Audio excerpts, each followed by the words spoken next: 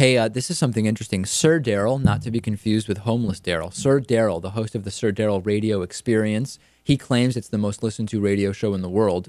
I still am waiting to hear about some kind of independent confirmation on that. In any case, he decided to do a research call. Darryl is looking into a couple things, and he called a DNA testing company because he has the theory that you, Lewis, may actually be Kim Jong Il's son and really the brother of current North Korean leader Kim Jong Un. So Darryl called a DNA testing company to find out, if I were to meet with Kim Jong Un, what type of sample would I need to scientifically confirm whether or not you are related to Kim Jong Un. Take a listen to this.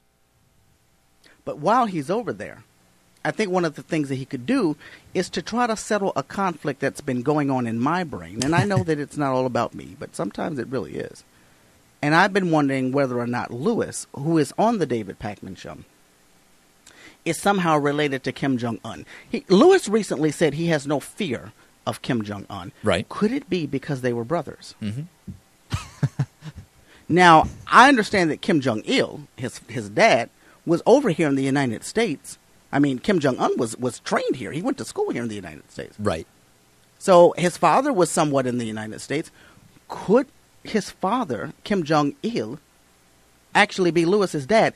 I don't know, but I think that one of the ways to find out would be if David does go over to North Korea in order to negotiate peace between these two nations, maybe David could pick up a piece of DNA from Kim Jong Un, right, that could then be examined to find out whether or not Lewis is somehow related to him. Let's find out.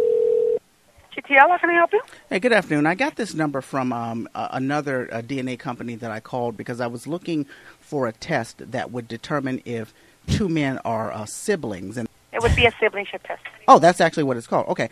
I probably shouldn't be mentioning this part yet, but I really kind of need to in order to get the right thing.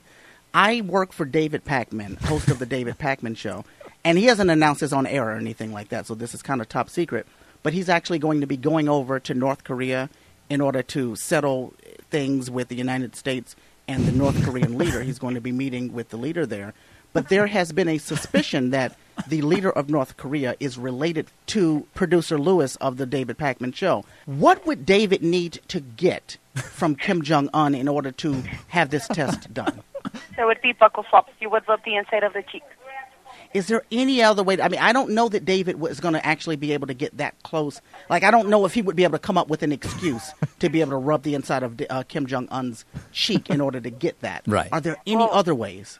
We have alternative samples. They all have different pricing, and they all have different success rates. Okay.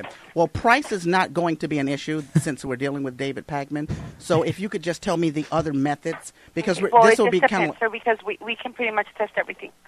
Fingernails, hair, like what? Fingernails, hair, toothbrush, toothpick, use handkerchief, use Kleenex, razors. So if they're at dinner and Kim Jong Un blows his nose or something like that, if David is somehow able to manipulate the Kleenex into his pocket and he brings that back to the United States, and then That's get correct. DNA from Lewis, you could test that out.